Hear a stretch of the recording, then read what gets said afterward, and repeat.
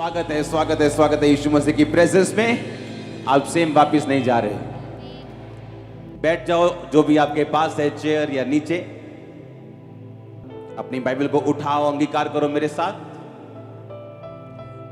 आराधना करूं मैं पूरे दिल से, मैं तुझे ढूंढूंगा। अपने हाथों को उठा के बोलो, मैं हूं यहां, खुदावंद मुझे यूज कर।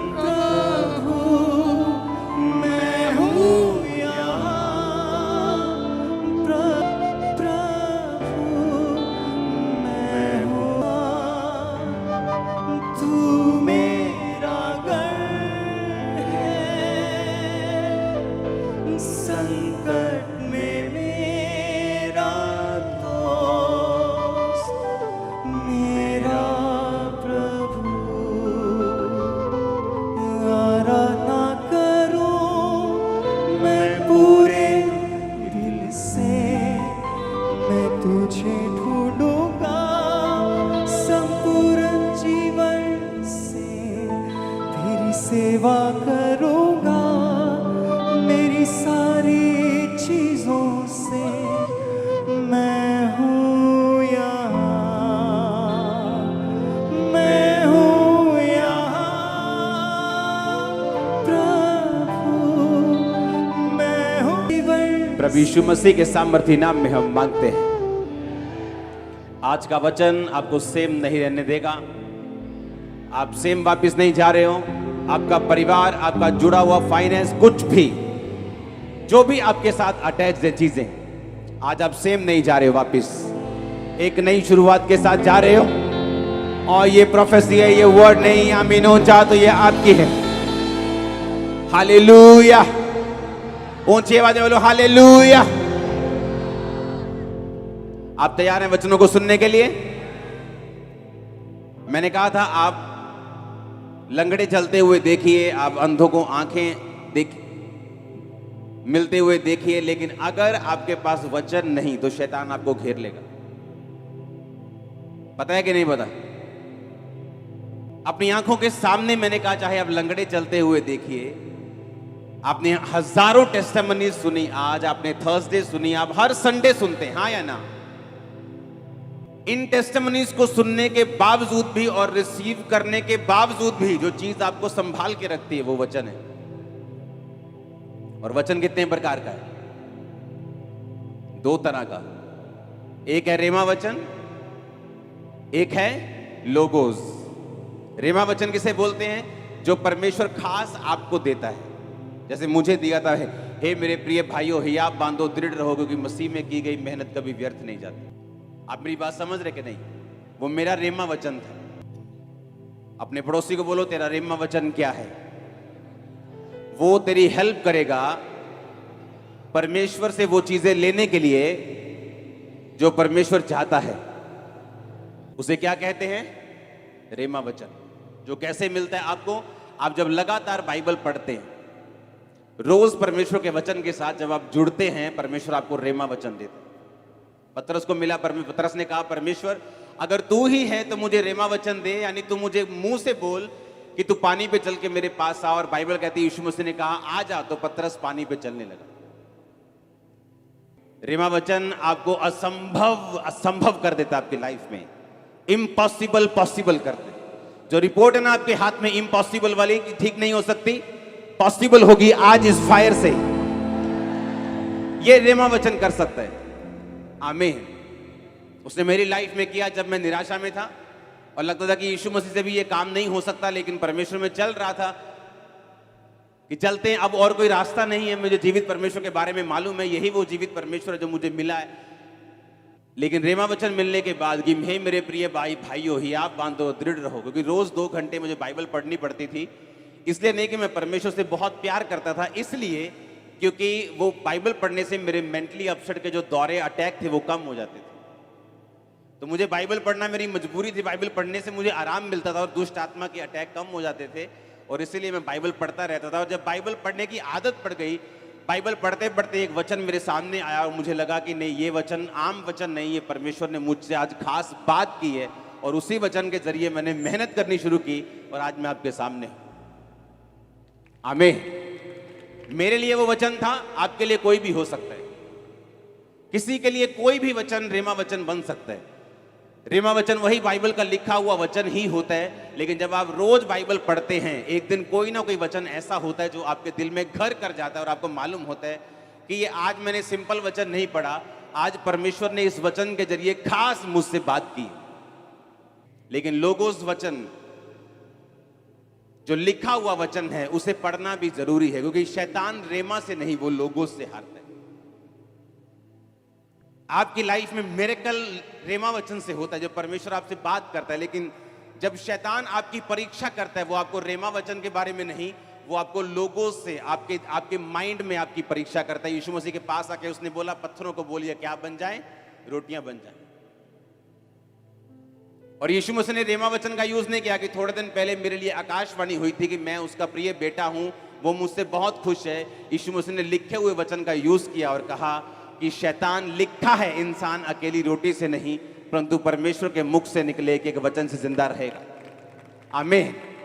कितना इंपॉर्टेंट है लिखा हुआ वचन आपकी लाइफ में होना, कितना जरूरी है जो बाइबल आपके हाथ में है, इसे रोज पढ़ना।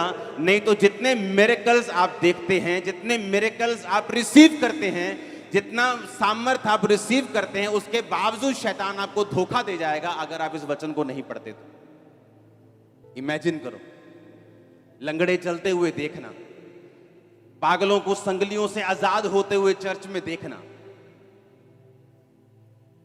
25 साल बाद प्रेगनेंसी देखना, लंगड़ों को चलते हुए देखना, बॉर्न क्रिपल को चलते हुए देखना, और फिर भी शैतान से धोखा खा जाना, क्योंकि हमें लगता है कि हम परमेश्वर को पूरी तरह से जानते हैं। लेकिन बाइबल कहती है परमेश्वर के कामों को जानना और परमेश्वर को जानना, ये दोनों अलग अलग चीजें। बाइबल कहती है उसने इजराइलियों पर अपने काम प्रकट किए और मूसा के ऊपर अपनी गति प्रकट की। आनंदित हो जब परमेश्वर काम करे, खुशी मनाओ जब वो गवाहियां दे। हम हर रोज प्रार्थना करते, परमेश्वर हमारी गवाहियों के, टेस्टिमनीज के लेवल को बढ़ा और सामर्थ्य दे, और लंगड़े चलाने की और मुर्दों को जिलाने की।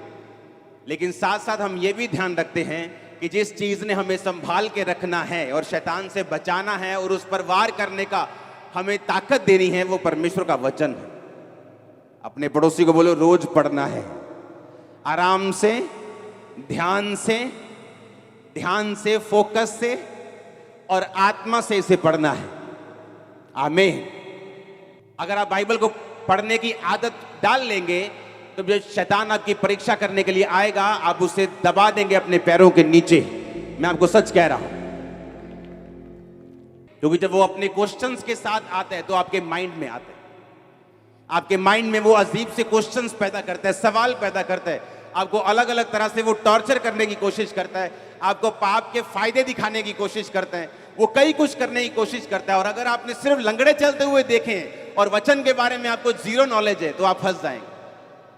इसीलिए मैं कहता हूं कि उस चर्च को अटेंड करो जहां परमेश्वर का वचन आपको गहराई से मिल रहा हो।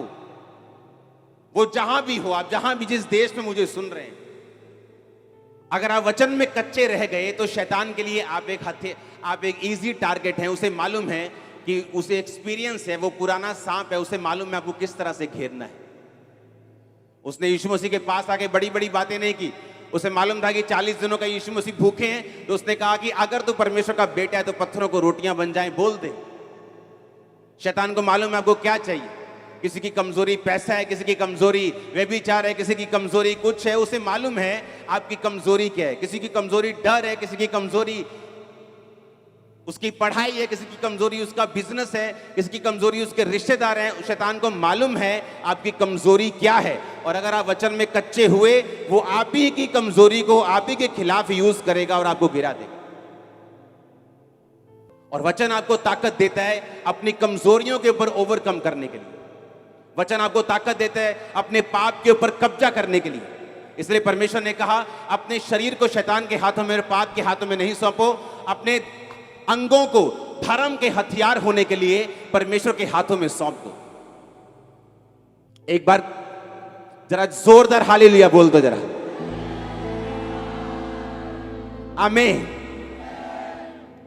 इसलिए अगर आप वचन से प्यार करते हैं, इसको रोज पढ़ते हैं, ये आपके मोबाइल में होना चाहिए, जिस तरह फेसबुक आपके मोबाइल में है। ये आपके घरों के ऊपर टंगा हुआ होना चाहिए। आपके फेवरेट वर्ड्स, आपके रेमा वचन, वो वचन जो आपके दिल को अट्रैक्ट करते हैं, जो वचन आपके दिल को अच्छे लगते हैं, आपको मालूम है कि कहीं परमेश्वर मुझसे इन वचनों के जरिए बात कर रहे हैं। ये आपकी गाड़ियों पे लगे होने चाहिए, ये आपकी साइकिल पे लगा होना चाहिए, आपके बाइक पे लगा होना चाहिए, आपके घर पे लगा होना चाहिए, आपके नौकरी वाले स्थान पे, आपके बिजनेस पे, आपके घर पे, आपके घर के दरवाजों पे ये लगा होना चाहिए। इसी ने आपको बचाना है। जो कुछ आप ले भी रहे हो ना खुदा से, अगर आपने कैंसर से हीलिंग ले ली है, इसको संभाल के भी वही वचन हेल्प करेगा कि आप रख सकें। इतना जरूरी है परमेश्वर के वचन को पढ़ना और इसे समझना। आमीन। परमेश्वर ने इतिहास में बहुत से लोगों को ब्लेसिंग दी है, बहुत से लोगों को मसा दिया है, बहुत से लोगों को पदवियां दी हैं, लेकिन बाइबल कहती है कुछ लोग उसे संभाल पाए और कुछ लोग उसे नहीं संभाल पाए। दूसरा शमूएल 1 उसकी 16 1 से 16 और पहला शमूएल 15 उसकी 1 से 3 आप नोट करो सबसे पहले इन वर्सेस को।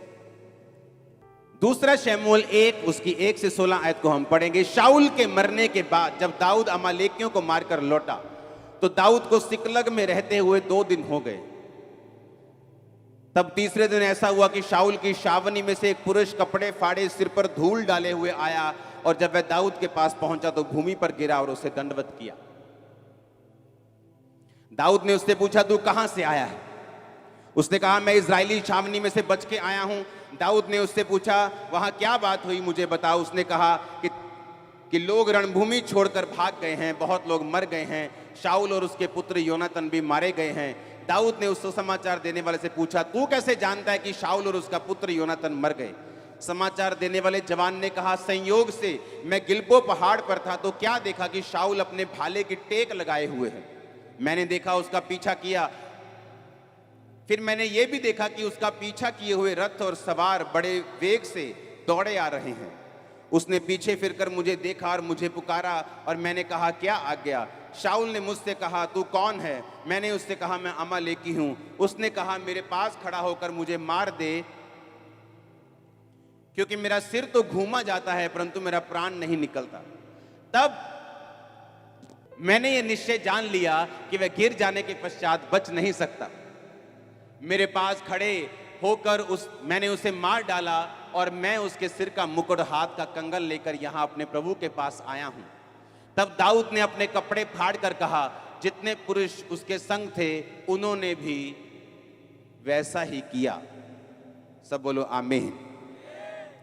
12 आयत में लिखा, और वे शाऊल और उसके पुत्र योनातन और यहोवा की प्रजा और इजराइल के घराने के लिए छाती पीटने और रोने और सांझ तक कुछ न खाया, और इस कारण कि वह तलवार से मारे गए।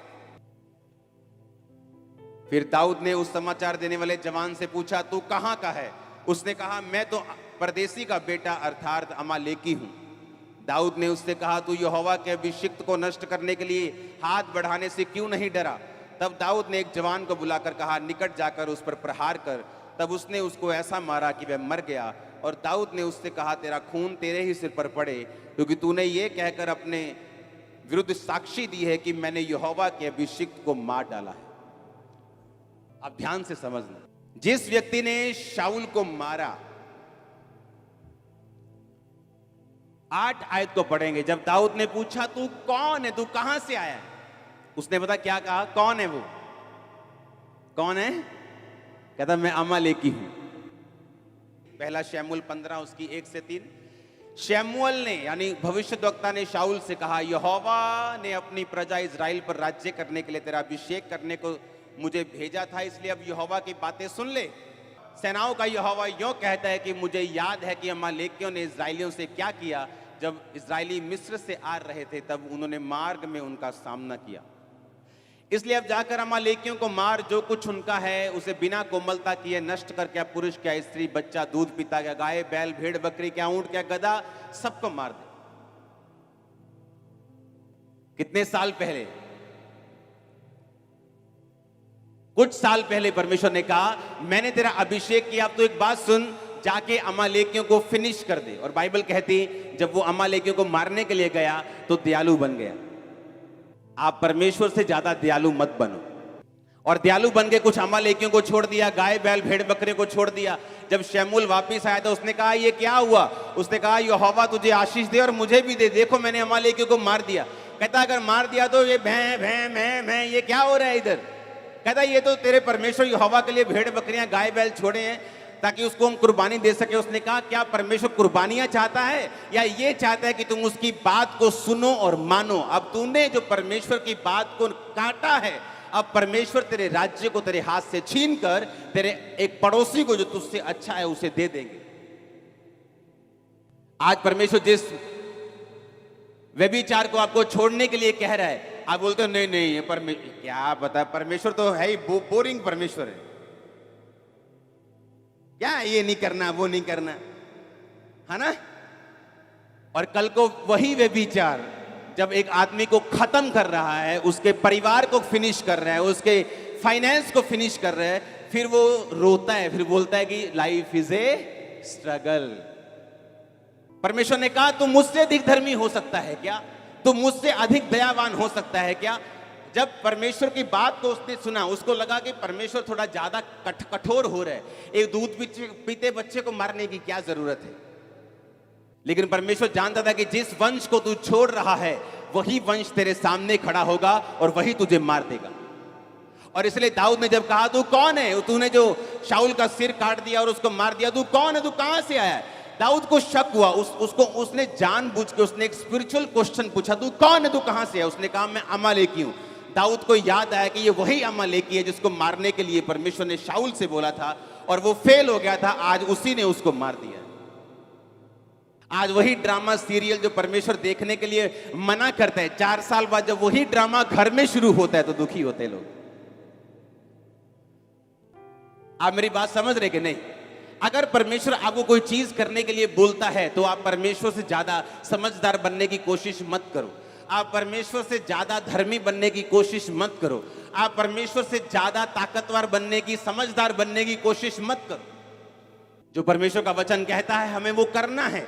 और बाइबल कहती है, उसने कहा मैं तो अमालेकी हूं। उसने कहा वही अमालेकी जिसको परमेश्वर ने कहा था कि इनके सभी लोगों को खत्म कर दे क्योंकि ये इजराइल के दुश्मन हैं, अगर ये रहेंगे तो इजराइल के वंश से जो परमेश्वर यीशु मसीह ने आना है वो नहीं आ पाएगा। अब हमारा युद्ध मांस और लहू से नहीं, हम अब जानते हैं, हाँ या ना? लेकिन तब परमेश्वर इजराइल को वंश को बचाने के लिए कि यीशु मसीह धरती पे आ सके, उनको अलग अलग तरह से हुक्म और आज्ञाएं देते थे, उनको अलग अलग तरह से बचाते थे। ये परमेश्वर की मर्जी थी उनकी जिंदगियों में। लेकिन जब इंसान परमेश्वर के काम को, उसके वचन को समझने में अपने दिमागी बुद्धि का प्रयोग करता है और फेल हो जाता है, लेकिन आने वाले समय में उसे मालूम होता है ओहो परमेश्वर ने तो मुझसे ये कहा था लेकिन मैं ही करने में इसे फेल हो गया। हालेलुया। जब मैं परमेश्वर में आया तो ऐसे कुछ लोग थे मेरी जिंदगी में जो बड़े प्रभावशाली थे, जिनका बड़ा प्रभाव था मेरी जिंदगी के ऊपर, जिनका बड़ा प्रभाव था मेरे परिवार के ऊपर, मेरे फादर के ऊपर, मेरे मदर के ऊपर, हमारे परिवार के ऊपर, फाइनेंशियली, फिजिकली, सोशली, एवरीथिंग। वो हमसे 10, 12, 15, 20, 100 गुना बड़े थे। और उन्होंने कहा अगर तू परमेश्वर में गया, तेरे पास्टर को पीटेंगे, अगर तू प्रभु में गया तो हम तू वापिस आएगा पछता के। काका आप पढ़िया कर, ए वाली बुक पढ़िया कर, तू बाइबल छाड़ दे, तू पढ़नी। और परमेश्वर ने कहा अगर तेरी दाहिनी आंख ठोकर दे तो क्या कर, उसे निकाल कर क्या कर दे, फेंक दे। अपनी आंख की चिंता मत कर। अगर तेरा पांव तुझे ठोकर देता है तो काट कर फेंक दे, लंगड़ा होकर परमेश्वर के राज्य में प्रवेश कर जा। हाँ, काना होकर प्रवेश कर जा। इससे अच्छा कि तू दोनों आंखें पाते हुए तू नरक में चला जाए और दोनों पांव लिए हुए तू नरक में चला जाए, काट दे उनको और मेरे राज्य में प्रवेश कर जा। जो कुछ तू छोड़ेगा मैं 100 गुना दूंगा, जो कुछ तू मेरे लिए गवाएगा मैं तुझे 100 गुना दूंगा। ओ आमीन ऊंचा चाहिए। हालेलुया। मैंने क्या किया? एक कह लो कि मैं इतना फंसा हुआ था बीमारियों में और दुष्ट आत्मा में, और दूसरा मेरे को परमेश्वर के वचन की नॉलेज हो चुकी थी।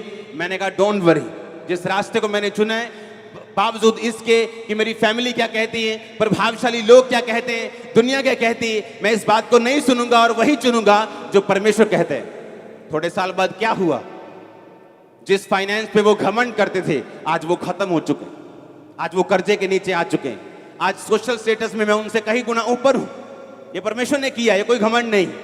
आज हर स्टेटस में मैं उनसे ज्यादा हूं, क्योंकि मैंने एक समय फैसला किया कि मैं परमेश्वर को पकड़ के रखूंगा, आंख को नहीं, मैं टांग को नहीं, मैं परमेश्वर के वर्ड को पकड़ के रखूंगा। आमीन। और यही शाऊल ने गलती की, शाऊल ने यही गलती की कि उसने अपने आप को परमेश्वर से ज्यादा धर्मी समझा। ना ना ना मासी दा नहीं दिल दुखाना आपा, फिर की 7 हफ्ते चर्च ना जावांगे तो मासी जिस दिन फ्लाइट चढ़ गई आप फिर चर्च चल जाएंगे, पर मासी दा दिल नहीं दुखाना। और आपको मालूम नहीं, वही मासी आपको गालियां देने वाली 4 साल बाद, और ना आप घर के रहेंगे, ना जीसस के रहेंगे, ना मासी के रहेंगे, ना घर के, ना घाट के धोबी का कुत्ता, ना इधर का तो ना उधर। ऐसी हालत मैंने देखी, ऐसे लोगों की जिन्होंने मेरे साथ बपतिस्मा लिया, मेरे जैसे एक्साइटेड, मेरे जैसे अपने घरों को छोड़ने के लिए तैयार, मेरे जैसे प्रचार करने के लिए तैयार, लेकिन एक दिन फैमिली आके बोलती है, ए काका जे तू जाना है चर्च तो फिर देला ना तेरा ब्याह करना, ना तेन दुकान से हिस्सा देना, ना तेन आ करना, सरेंडर कर दिए, चलो शादी हो जाएगी। अब शादी में बीवी रोज मारती है। सच कह रहा हूं मैं झूठ नहीं कह रहा हूं, पुलपेट पे हूं। मारती, मैंने कहा ऐसे मारती, फिजिकली मारती। जो लड़का किसी लड़के की बात सुनता नहीं था उससे लड़ता था, आज बीवी उसे मारती है। आज घर वाले कुछ नहीं दे रहे, कारण क्या? परमेश्वर बोलेगा, वो बोलता है अगर तुम मुझे छोड़कर संसार को चुनेगा, यही संसार तुझे शर्मिंदा भी करेगा, तुझे नीचा भी करेगा। अगर तुम मुझे चुनेगा, मैं 100 गुना तुझे आदर दूंगा और ऊंचा करूंगा। दाऊद ने कहा कौन है तू? उसने पहले पूछा, आपको मालूम, उसने पहले पूछा 3 आयत, उसने पूछा, उसने कहा तू कहां से है? 3 आयत पढ़ेंगे।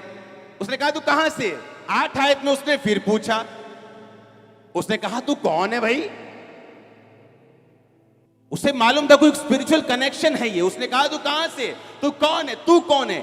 उसे मालूम था कि ये जो बंदा सामने है ना, ये स्पिरिचुअली नॉनसेंस इंसान है, जिसे ये मालूम नहीं कि यहोवा के अभिषेक के विरुद्ध तुम हाथ नहीं उठा सकते। इमेजिन करो, वो पास्टर भी जो गिरा हुआ है, तुम उसके विरुद्ध हाथ नहीं उठा सकते, और सोचो जो गिरा हुआ नहीं है उसके खिलाफ अगर तुम उठाओगे कुछ तो परमेश्वर तुम्हारी हालत कितनी पतली कर देंगे। इमेजिन करो, जो गिरा हुआ है उसके खिलाफ परमेश्वर बोलने नहीं देते, उसके खिलाफ एक्शन लेने नहीं देते, और सोचो जो खड़ा हुआ है, जो गिरा हुआ नहीं है, उसके खिलाफ कोई बोलेगा तो परमेश्वर क्या हालत करेंगे। वो तुम्हारे साथ है, तुम्हारे परिवारों के साथ है, ऊंचा करने के लिए, तुम्हें ब्लेस करने के लिए, तुम्हें संसार में उत्तम ब्लेसिंग देने के लिए, तुम्हें ऊंचा ऐसा करने के लिए कि लोग देखें। मैंने कहा वो तुम्हारे साथ है यीशु मसीह के नाम में। Hallelujah, hallelujah. क्या चाहते हो तुम? अपने बॉस की बात सुन के यीशु मसीह को छोड़ देना क्योंकि तुम्हें नौकरी प्यारी है? वो तुम्हें खुद बॉस बना देगा अगर तुम खड़े रहोगे तो। आज वो लोग जो प्रभाव रखते थे, आज खुद परमेश्वर में आना चाहते हैं, क्योंकि मैं खड़ा रहा, परमेश्वर, मैं खड़ा रहा, मेरा परिवार मेरे पीछे आया, लोग मेरे पीछे आए, अब वो पीछे आए, क्योंकि ये रीजन था। परमेश्वर ने कहा, आपको मालूम, जो लोग आपका विरोध करते हैं, एक्चुअल में परमेश्वर उनको ब्लेस करना चाहते हैं, और शैतान उन्हीं को यूज करता है आपके खिलाफ। और अगर आप उस समय इंसान की शक्ल ना देख के परमेश्वर की योजना को समझेंगे, और इंसान को अगर ऑफेंड करना पड़े, नाराज करना पड़े, आप कर देंगे, लेकिन परमेश्वर को पकड़े रहेंगे, आप उसी इंसान की आशीष का कारण बन जाएंगे जो आपका विरोध कर रहा है। तो अगर आप परमेश्वर की बात नहीं सुनेंगे और शैतान की बात सुनेंगे और इंसान की बात सुनेंगे, उनका भी नुकसान होगा और आपका तो होगा ही होगा। इमेजिन करो, अगर मैं उन लोगों के पीछे लग जाता, आज वो खुद भी कंगाल हो चुके और मुझे भी कंगाल कर देते, फिर दोनों कंगाल कंगाल घूमते, स्पिरिचुअली कंगाल, आत्मा में कंगाल। पैसा कोई बड़ी बात नहीं है, गलत लोगों के पास भी बहुत है। पैसा उतना चाहिए जितने से आप अपनी जिंदगी को परफेक्टली गुजार सकें बिना पाप किए। आमीन। मैं वही पजामा और टी शर्ट में घूमता हूं, चाहे 2-2 साल हो गए मेरे को लिए हो, कई बार मुझे कोई फर्क नहीं पड़ता। मैं भी आप ही की तरह वो हरी सब्जी खाता हूं, क्योंकि मुझे वेट कम करना है, कभी बढ़ जाता है कभी कम हो जाता है। हालेलुया। चिंता मत करो पैसों की, परमेश्वर की चिंता करो। तुम्हारे पैरों के नीचे होगा पैसा, मैं आपको बता रहा हूं। तुम चलोगे ना, परमेश्वर बिछा देगा उसको। आप मेरी बात समझ रहे हो कि नहीं? आपको ये प्रूफ करना होगा कि आप उसकी संतान हैं, आप उसके सन हैं, आप उसके रियल डॉटर हैं। आपको अपने कर्मों से प्रूफ करना होगा। याकूब कहता है कि तुम अपने विश्वास को बिना कर्मों के दिखाओ। तुम बोलते हो मैं विश्वासी हूं, बिना कर्मों के तुम नहीं। कहता मैं अपने विश्वास को कर्मों के द्वारा दिखाऊंगा। यानी जो कर्म नहीं करता वो विश्वासी नहीं। आपके कर्म बताते हैं, परमेश्वर में लिया गया स्टैंड बताते हैं। जो चीज परमेश्वर आपको आज मना कर रहा है वो आपको दुखी कर सकती है, वो आपको नाराज कर सकती है, आपको थोड़ी मुश्किल में, दुविधा में डाल सकती है, लेकिन याद रखो वो आपके लिए लाइफ सेविंग रेमेडी है। अगर शाऊल इस बात को समझता कि परमेश्वर ने क्यों अमालेकी दूध पीते बच्चे को भी नाश करने के लिए क्यों बोला, तो वहां वो मरता ना। मैं आपको गारंटी देता हूं। आप प्रभु से ज्यादा धर्मी मत बनिए, परमेश्वर से ज्यादा आप चालाक मत बनिए, प्रभु से ज्यादा समझदार मत बनिए। उसको मालूम है कि फ्यूचर में शैतान आपके लिए क्या रख के बैठा है, और परमेश्वर को यह भी मालूम है कि वो फ्यूचर में आपको क्या देना चाहता है। आप मेरी बात समझ रहे कि नहीं? इसलिए जो लोग वचन को नहीं समझते, जो लोग वचन को नहीं जानते, वो अपनी लाइफ में एडजस्टमेंट के साथ चलते। जिधर पलड़ा भारी उधर के हो गए, जिधर थाली का बैंगन इधर संसार भारी तो संसार की तरफ हो गए, आत्मा में भारी तो आत्मा की तरफ हो गए। ऐसा परमेश्वर नहीं चाहता। वो चाहता है जो स्टैंड आपने लिया है, जो जिस बात पे आप विश्वास करते हैं उस पे खड़े रहें, परमेश्वर के वचन पे अड़े रहें, ताकि आप गवाहियों के साथ वापस आ सकें। मैं आपको अनॉइंट करता हूं, मैं आपको मसा करता हूं, आप टेस्टिमनीज के साथ वापस आ सके। मैंने कहा मैं आपको अनॉइंट करता हूं। आमीन हो चाहिए बरकत आपकी चर्च। हालेलुया। आप इन बातों को समझ रहे कि नहीं? एक वर्शिपर लड़की को परमेश्वर ने कहा कि तुम मैरिज मत कर। एक पास्टर उसको मिला उसकी लाइफ में, वो भी सेवा करता था, वो भी सेवा करती थी। उसने प्रभु को मनाना शुरू किया, प्रभु वो भी सेवा करता, मैं भी सेवा कर दी, तो इकट्ठे ही बचा लाएंगे आप रूमान। हाँ, पास्टर है फिर भी है ना, प्रभु का दास है, ये है वो है, बंदा फिर है ना करता, फिर पूरियां परमेश्वर सामने। शादी हो गई, अब उसे मालूम था मैरिज होने के बाद वो यूज नहीं हो रही, प्रीच तो कर रही है लेकिन उस तरह से इस्तेमाल नहीं हो रही, क्योंकि परमेश्वर का हुक्म था। सबको ये हुक्म नहीं है। आप मैरिज कर सकते हैं, सेवा कर सकते हैं, सेवा बढ़ेगी भी, वो बात नहीं। हर केस अलग अलग है। और जब सालों साल इस्तेमाल नहीं हुई, मैरिज भी फेल हो गई, एक दिन आया डाइवोर्स हो गया, बुढ़ापे में जाके इस्तेमाल हुई, उसकी सेवकाई से बेनीहीन बचा। हम जितना मर्जी कोशिश कर ले परमेश्वर को कुछ समझाने की, लेकिन जो परमेश्वर ने कह दिया वो हमारे फायदे के लिए। जब अपने स्पिरिचुअल फादर के चर्च में होता, परमेश्वर मेरे एक एक रुपए को मेरी जेब से खाली कर देते। लाखों रुपया मेरी जेब में होता था और परमेश्वर बोलता था दे ही जा बस। और मैं बोलता था कि परमेश्वर तू श्योर है ना, मेरे पास जाते वक्त सिर्फ टिकट बची है और 1 रुपया भी नहीं है, और मैं इंटरनेशनल पास्टर हूं और मेरी जेब में पैसा नहीं है, देख ले कैसा लगेगा। और परमेश्वर कहता था देता जा, और मैं आते जब पहुंच जाता था थैंक्स करके कि पहुंच गए, भी जलंधर पहुंच गए। आके मैं बोलता था कि अब हम 2 गुना 3 गुना बढ़ेंगे। लोगों को लगता था ऐसा क्या कर रहे हो तुम 2-3। मुझे मालूम था मैं परमेश्वर के वर्ड को, उसके बात को फॉलो कर आया हूं। मैं प्रार्थना में रहा हूं, मैंने परमेश्वर के वचन को इग्नोर नहीं किया। अब हम बढ़ेंगे। रिकॉर्ड ब्रेकिंग गैदरिंग्स होती थी, लोगों की समझ में नहीं आता था कि ये हो क्या रहा है। वो एक नतीजा था पीछे बैकग्राउंड में परमेश्वर की आवाज को सुनने का और उसकी आवाज को मानने का। आमीन। अगर आप परमेश्वर की फिर आवाज को सुने, फिर कंप्यूटर में आपको गैदरिंग्स बनाने की जरूरत नहीं। हालेलुया। फिर कैमरा एंगल घुमाने की जरूरत नहीं, फिर आपको मालूम है कि आप क्या कर रहे हो। आप मेरी बात समझ रहे कि नहीं? अगर आपने वचन को समझ लिया, अगर आपने ये समझ लिया कि परमेश्वर मेरी लाइफ में क्या चाहते हैं, और आपने उसे फॉलो करने का फैसला कर लिया कि मैं इसी चीज को फॉलो करूंगा, मेरी बुद्धि परमेश्वर से ज्यादा नहीं है, मेरी समझ उससे ज्यादा नहीं है, मेरा स्टैंड, मेरी दूरदर्शिता उससे ज्यादा नहीं है, जितना प्रभु दूर देख सकता है मैं नहीं देख सकता हूं। बंद कर दो हिसाब किताब से चलना, परमेश्वर के लिए खुले ओपन में चलो, दिलेरी के साथ चलो, वो आपके साथ खड़ा होगा। मैं सच कह रहा हूं आपको। आप किसी इंसान के लिए स्टैंड लो, वो मुकर सकता है, परमेश्वर नहीं मुकर सकता। वो पीछे नहीं हट सकता। वो सर्वशक्तिमान परमेश्वर है। उस पतरस ने कहा, परमेश्वर हम सब कुछ छोड़ के तेरे पीछे हो ली, हमें क्या मिलेगा? यीशु मसीह ने कहा, एक भी नहीं, ऐसा एक भी केस नहीं होगा। उसने नहीं कहा कि बहुत है जो मेरे पीछे चलेंगे, उसने ये नहीं कहा। उसने कहा एक भी ऐसा नहीं जो मेरे पीछे चले और इस समय 100 गुना ना पाए। घरों समेत जो उसने छोड़ दिए थे, खेतों समेत जो उसने छोड़ दिए थे, अपने माता, अपने पिता, अपने भाई, अपने बहन, अपने बीवी, अपने बच्चे, सब कुछ। उसने कहा अगर तू 1 एकड़ छोड़ेगा, परमेश्वर ने कहा तू 100 गुना पाएगा। अब बीवी मत छोड़ देना, हाँ, कि 100 बीवियां मिलेंगी। आप समझ रहे मेरी बात को? उसने कहा जो कुछ तू छोड़ेगा मैं तुझे कितना दूंगा?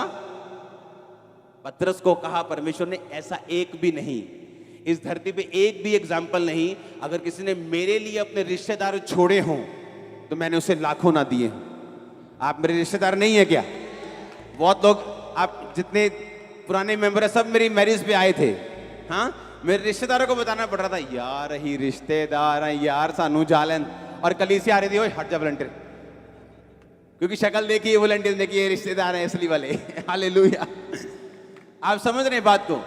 परमेश्वर ने कहा जो कुछ तू मेरे लिए छोड़ देगा मैं तुझे 100 गुना दूंगा। तू मेरे लिए स्टैंड लेगा, मैं तेरे साथ चलूंगा। आमीन। और ये गलती किसने की? शाऊल ने।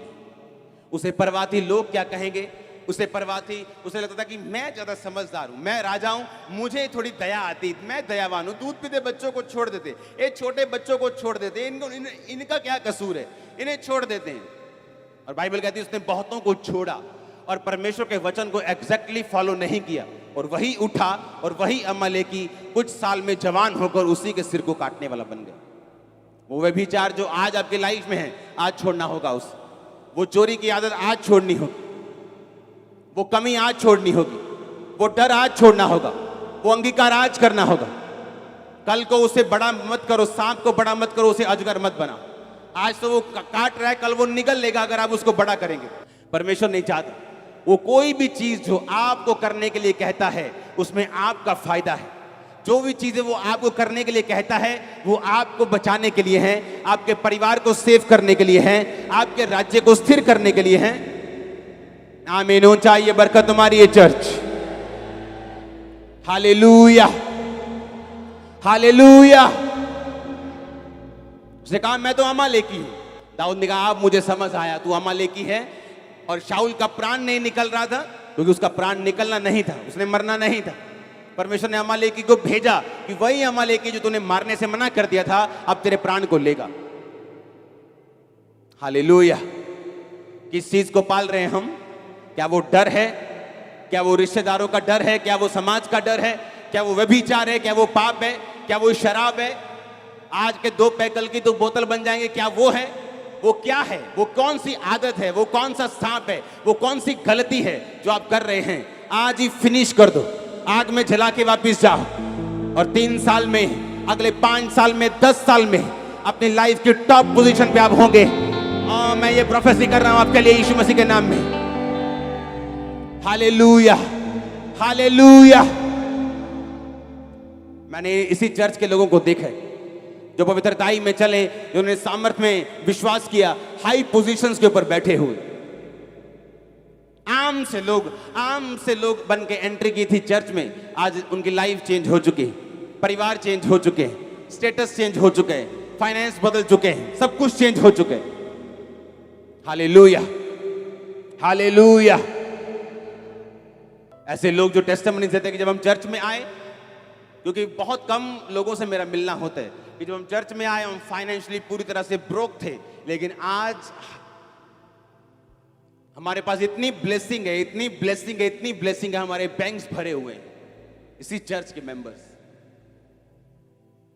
सिर्फ फॉलो किया कि हम 4 साल से फॉलो कर रहे हैं, हम 5 साल से फॉलो कर रहे हैं।